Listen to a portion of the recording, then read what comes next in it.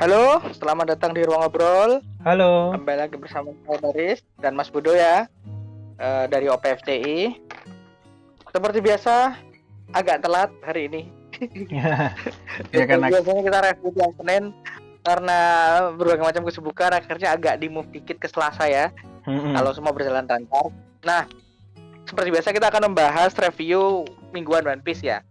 Iya. Kali ini chapter 1095. Yang isinya kisah tragisnya Kuma ya, Mas ya. Kisah tragisnya Kuma beneran tragis banget. Ya, it's One Piece thing ya buat seperti ini. Sebelum kita bahas, jangan lupa teman-teman subscribe yang belum subscribe, dan terima kasih kepada yang udah subscribe. Tanpa dukungan teman-teman juga kita tidak akan bisa sampai seperti sejauh ini. Oke, langsung saja kita bahas One Piece chapter 1095. Nah, apa nih pertama-tama nih? Yang pertama pengen bahas ini dulu, Mas, kekuatannya Saturn yang udah dikasih lihat sejauh ini, selain yang di chapter lalu ya. Di chapter lalu kita sempat ngelihat kekuatan matanya Saturn, yang kita sempat beranggapan bahwa ada kemungkinan bisa jadi buah iblis, bisa jadi cyborg. Tapi kalau ngelihat chapter ini kemungkinan dari buah iblis sih, soalnya dengan kayak ada sinar di mata, dia bisa menyerang Bonnie sama Sanji, yang mana memang kita nggak tahu pasti ya. Ini yang Sanji nggak kelihatan adegannya, tapi nggak kelihatan matanya, tapi hampir bisa dipastikan bahwa hal yang terjadi di sini adalah kejadian serupa. Dan Vegapunk bilang kalau itu bukan sains, kalau itu bukan teknologi, berarti itu buah iblis. kekuatan buah iblis. Nah ya, asumsi besarnya emang buah iblisnya sih. Karena waktu matanya nyala itu ya. Dan Gyuki kan siluman kan ya. Jadi dia punya cakupan kekuatan yang bisa dianeh-anehin gitu loh. Iya, lebih luas gitu ya. Sama bagian ini juga, Mas, salah satu kekuatannya Saturn ini kemungkinan besar juga membuat orang jadi nggak bisa gerak kalau dilihat sama dia. Nggak tahu karena dilihat, nggak tahu karena apa. Cuman yang pernah ku inget waktu baca-baca di wiki soal yokai Ushi Oni ini, yang kemungkinan adalah buah iblisnya Saturn ini, dia tuh punya kekuatan buat membuat orang yang dia lihat jadi nggak bisa gerak, kayak terpaku gitu. Kalau dilihat lumpuh.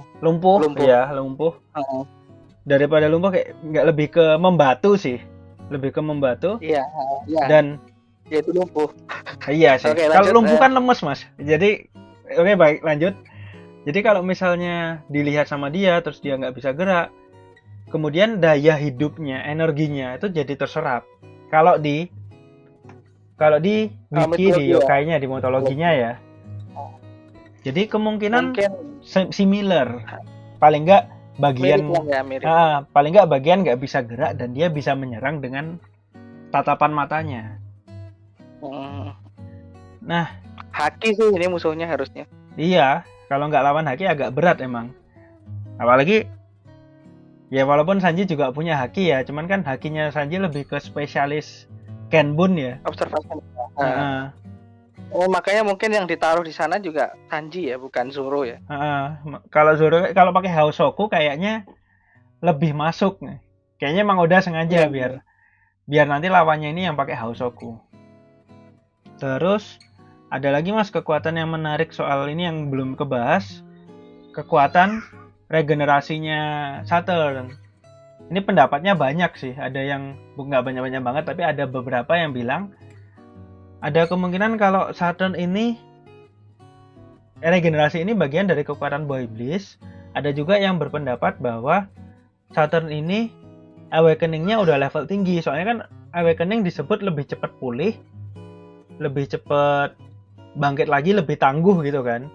Jadi dengan awakening-nya udah selevel Saturn ini, kemungkinan dia bisa pulihnya secepat itu sampai kayak hilang. Ada juga pendapat yang bilang kalau kekuatannya Saturn, bagian dari kekuatan Saturn adalah membalikkan waktu seperti dewa Saturnus. Ada juga yang bilang kayak gitu, Mas. Cuman pendapat yang paling aku suka adalah Gorosei 55-nya dikasih operasi immortality sama OP-OP Nomi selain Imu. Itu aku paling suka juga itu sih. Tapi yang lain itu mungkin kecuali buatku yang itu ya, yang Awakening itu ya, itu agak jauh ya. Agak jauh itu tuh. Ya aku juga kurang suka sih yang Awakening, soalnya seolah-olah kalau udah Awakening banget tuh. Iya, kalau udah Awakening seolah-olah jadi OP banget. Ngecit banget, gak oke sih itu. Jadi either kekuatan Boy Iblis, yang Saturnus, Dewa Saturnus aku juga kurang suka sih. Jadi seolah-olah dia punya kekuatan lain di luar Boy Iblisnya. Mungkin kekuatan Boy Iblisnya juga nyambung sama itu sih. Ya, tapi bukan dari Dewa Saturnus gitu. Bukan. Ini nyamain aja. Iya. Yang lain tuh nanti juga punya representasi kekuatan yang mirip dengan konstelasi yang ada. Iya, masuk sih. Mungkin kalau emang dari kekuatan Boy Iblisnya. Bisa. Cuman aku tetap lebih suka karena kita tahu ya Gorosei itu tua banget, tapi kayak enggak. Ya itu yang paling menarik OP-OP Nomi itu sih. Karena kelihatan yang immortal juga ya mereka ya. Itu menarik banget. Cuman fokus chapter ini tuh bukan di Saturn sih ya, Mas ya. Lanjut. Fokusnya chapter ini tuh mulai dari flashbacknya Bonnie. Jadi ini kan sempat ada flashback dikit, Bonnie itu diceritain soal nikah sama Kuma. Ini kayaknya nih ya, setelah Wano tuh emang flashback yang ada itu akan punya kaitan besar dengan cerita utama. Tidak. Ya memang berfokus pada karakter, tapi karakternya tuh bukan dari Mugiwara, bukan dari Tobi Jerami, dan karakternya itu tipe flashbacknya adalah bukan karakternya menarasikan, tapi ya emang pembaca dikasih tahu aja. Jadi Luffy dan kawan-kawan itu nggak ngerti ada flashback itu gitu loh. Oh iya. Jadi kayak cerita ini ya, ibaratnya nggak kayak Wano yang banyak flashback yang nggak berkaitan langsung dengan cerita utama. Kayak Tama. Bukan. Maksudku bukan gitu. Flashback besarnya itu kayak kita ini mungkin agak panjang konjasinya ya, tapi nggak apa-apa. Flashbacknya ada beberapa flashback dan hampir semuanya itu tidak berkaitan dengan cerita utama, tapi karakternya. Oh iya. Di Pulau Jaya, bukan Pulau Jaya, atasnya ya. Pulau Lang itu flashbacknya kan Norland kan. Itu nggak berkaitan dengan cerita utama, tapi di artnya dapat. Ada sentilan-sentilan ke cerita utama. Habis itu flashback yang tidak berkaitan lagi adalah di Fishman Island. Oh iya, masuk. Itu adalah flashback yang fokus ke art aja. Di sisi lain, habis itu flashback Sanji. Nah, flashback Wano itu adalah berkaitan dengan art, iya, tapi lebih banyak ngomongin dunia. Ngomongin dunia. Nah, habis itu ini itu juga sama. Ngomongin hal untuk membuka cerita-cerita yang masih dikunci sama Oda. Fungsinya flashback agak berbeda sama sebelum Wano. Yang aku suka dari flashback caranya Oda di arc ini adalah Oda itu dengan pinter mengolah berbagai flashback dari karakter-karakter yang terpisah mulai disambung-sambungin. Jadi flashbacknya nggak sekali jalan semua gitu. Itu beneran jenius sih. Makanya dengan flashback Kuma ini, aku sangat yakin bahwa nanti game changernya adalah Kuma datang ke sini. Iya, berharapnya gitu. Soalnya kan kemarin habis dari Mary Joa terus terbang entah kemana ya. Game changernya itu, karena ya itulah. Bonnie butuh closure juga sih. Bonnie juga butuh ketemu. Tapi Oke, lanjut. Sorry agak motong tadi. Nggak apa-apa Mas, nggak apa-apa. Tapi yang jelas bagian ini tuh mengindikasikan bahwa Bonnie itu juga sempat jadi budak. Walaupun ini agak karena apa Mas? Kalimatnya ya. Kalimatnya ya. Karena sempat waktu ditanya, sempat Bonnie itu mengingat bahwa dia pernah nanya ke bapaknya, apakah Nika akan membebaskanku juga? Seolah-olah dia dalam kondisi diperbudak juga. Nah, ini yang sempat bikin aku bingung sama timelinenya Kuma ini bagaimana sih, kok sempat jadi budak, sempat jadi raja, sempat jadi bajak laut, terus kemudian anaknya jadi budak lagi. Nah, ini sebenarnya apa sih yang terjadi sama Kuma? Mungkin ini Ya bakal makanya ini akan menjawab semuanya. mungkin ini bakal diceritain nantinya. Tapi emang Sayang minggu depan break, sialan. tapi emang bagian ini itu emang Kuma ini salah satu karakter dengan masa lalu yang misterius. Jadi bakal menarik banget sih. Terus lanjut ke nah ini Mas. Kisah masa lalu yang bisa dibilang paling tragis. Salah satu yang paling tragis nih di One Piece. Kebayang habis ketahuan kalau bapaknya baru punya anak, terus ketahuan garis darahnya. Asli lah. Ini kayaknya menurutku timing ketahuannya itu nggak selangsung sih, agak Iya sih. panjang. Soalnya Kuma udah agak gede. Berapa tahun gitu. Kuma udah agak gede. Harapanku begitu ya. Karena kan lebih kekasian aja gitu. Baru punya anak masa di penjara, itu harapanku ya. Tapi emang dan kita kan nggak ngerti seperti apa. Tapi emang ini sih menariknya itu rasnya bapaknya ini, rasnya Bakania ya. Kalau cara baca Jepang, bahasa Jepangnya Bakania. Itu apa ya? Disebut-sebut punya dosa besar di masa lalu. Itu sih yang menarik. Cuman dan disebut setengah bukan setengah ya, punya darah raksasa, makanya kuat banget kan. Kayak gen raksasa dan secara fisik juga gede. Secara fisik juga lebih gede. Cuman emang kasihan banget sih. Kayak lagi seneng-senengnya diceritain nikah sama bapaknya, tiba-tiba jedor. Ya Allah. Dia tuh nyesek banget sumpah. Padahal baru ditinggal ibunya, harus tinggal bapaknya.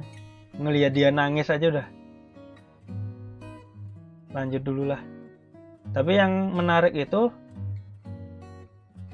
penceritaan nikah. Ternyata emang dia itu bagian dari kisah rakyatnya Bakania ya Mas ya.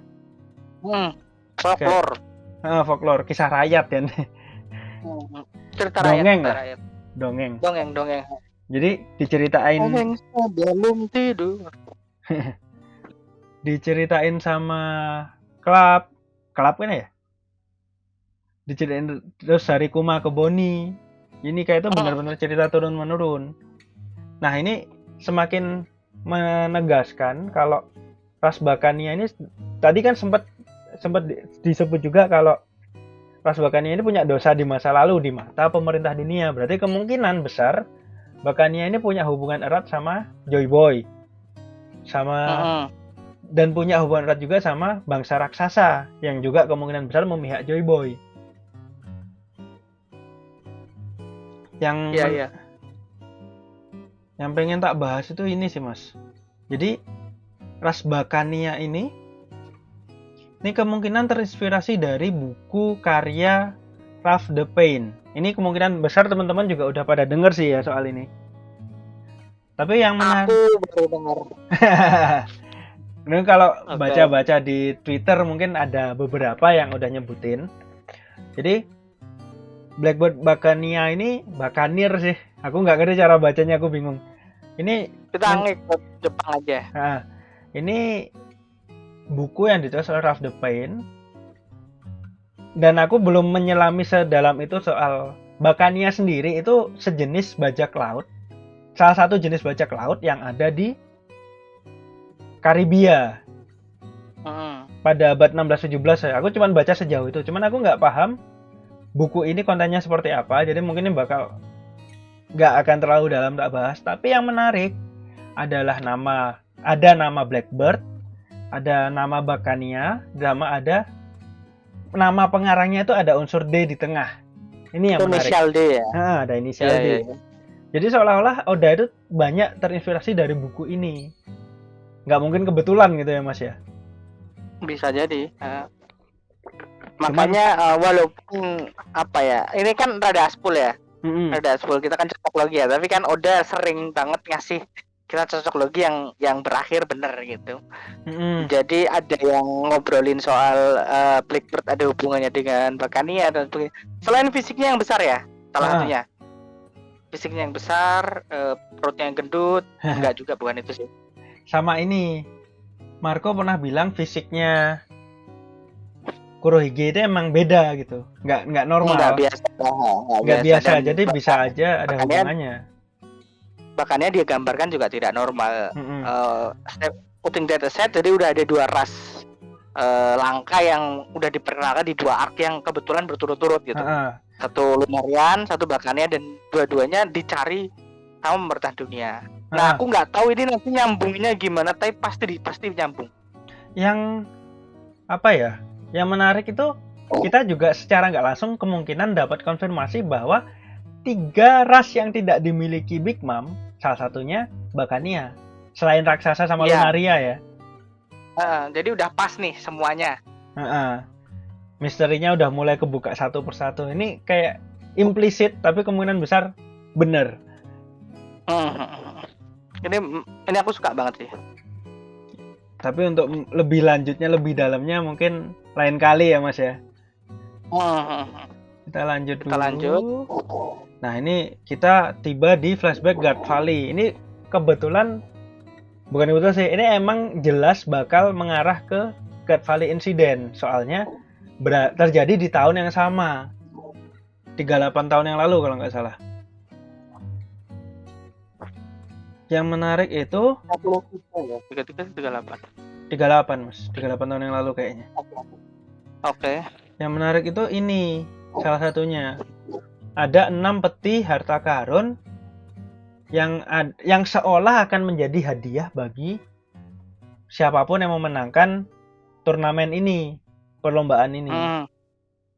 Nah, ini kemungkinan besar yang jadi asal usulnya Big Mom ngasih buah iblis ke Kaido. Bisa jadi dapatnya dari sini. Jadi 6 itu ya kita tidak akan bahas sekarang ya. 6-6-nya itu apa, tapi salah satunya udah pasti Ushinomi. 90% lah ya. 90%. Si Ushinomi sih apa? Ushinomi Mas Hafi. Uonomi ya? Iya, Uonomi model Seiryu. Yang 5 tuh adalah kemungkinan besar juga ada buahnya Ivankov sama buahnya Kuma, bisa jadi. Iya. Jadi yang ketiga kita masih ngawang apa? Yang bisa jelas, jadi juga ini sih Mas, buah iblisnya Marco misalnya diambil sama Shirohige. Iya, bisa. Menarik. Soalnya semuanya mistikal ya di sana itu. Tadi itu implikasinya buah iblis yang memang langka gitu. Hormon itu kan serem juga ya, buah iblis hormon tuh. Iya. Sama Nikyu kan juga sebenarnya walaupun kelihatannya gitu kan punya kekuatan yang menarik banget gitu. Dan bisa kita lihat aja nanti. Bisa jadi juga buah iblisnya Hancock dan kawan-kawan juga dari sini. bisa jadi karena mereka kan slave ya. Dan mereka dikasih buah iblis ketika setelah pas jadi slave itu kan. Jadi ya. Makanya ya ini menarik sekali sih. Oke, lanjut aja Mas. Sudah. Tapi yang paling pengen tak bahas tuh ini sih Mas. Kemunculan Vigarland Garling dan kaitannya dengan Shanks. Kamu menurut Mas Daris gimana? Ya udah pasti. Nah, kalau aku sendiri berpendapat bahwa di sini tuh jelas dia tuh ini tuh kita diperlihatkan dia sangat sangar ya. Aku nyoba logika terbalik aja sih. Kita diperlihatkan dia sangat sangar, keluar pertama kali itu juga bermartabat dan lain sebagainya. Tapi kita semua tahu bahwa insiden God Valley ini ada hubungannya dengan Rocks, dan kemungkinan besarnya adalah di sini mereka diserang sama Rocks, dan di sini nanti Vigarland ini dipermalukan. Nah, ini adalah bentuk melihat kita sekali lagi untuk membenci Tenryubito. mereka itu emang ya sampah aja lah. Mereka itu dibilang kuat, dibilang kuat, tapi nggak sekuat itu. Jadi mungkin ini ya Mas ya, Garling ini bisa jadi sosok yang bakal apa ya, dia sempat diperkenalkan sebagai pemenang Ouja kalau di bahasa Jepang, Champion of God Valley. Jadi narasinya dia itu dikenal sebagai orang yang berhasil memenangkan turnamen di God Valley, narasinya. Ya, arahnya ke sana. Cuman kan namanya Oda biasanya kan nggak ketebak ya Mas ya. Makanya aku nyoba pakai logika seperti itu, bahwa ini ini tuh nanti kamu cover up tuh kemenangan apa namanya Vigaren dan lain sebagainya itu adalah untuk menutupi bahwa mereka tuh habis-habisan. Dan bisa jadi. Dan yang penting, salah satu yang penting adalah nama Rox dihapuskan dari sejarah. Iya sih. Nah, itu salah satunya mungkin karena mereka membuat malu Tenryubito di insiden ini. Atau bisa jadi champion juga gara-gara ini.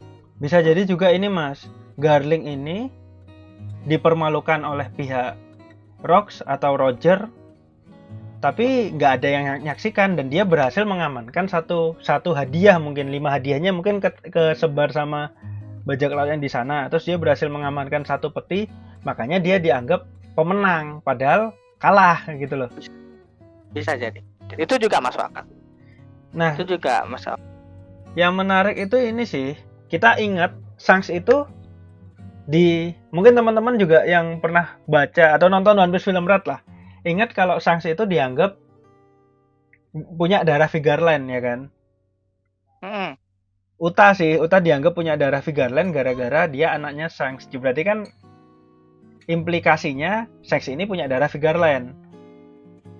Nah, yang menarik itu di volume 4 miliar ya Mas ya. Volume 4 miliar itu Shanks diceritain ditemukan oleh Roger di peti harta karun. Nah, apakah waktu itu setelah misalnya nih Garling udah dapat 1 peti, hadiahnya udah dikeluarin, entah mau diapain, terus Shanks tanpa sengaja masuk ke peti harta karun dan dia kejebak di sana, kemudian ditemukan Roger, bisa jadi. Itu juga, ya itu adalah skenario yang mungkin yang pasti adalah Shanks ditemukan di sini dan kemungkinan dia adalah anaknya Vigarland kan. Minimal punya hubungan darah yang erat sih. Menarik sih kalau kita akhirnya bakal tahu asal usulnya Shanks di sini. Iya, dan ini sangat tidak disangka-sangka ya. Kupikir kita akan melihat flashback God Valley ini di arc-nya Shanks, ternyata malah di sini.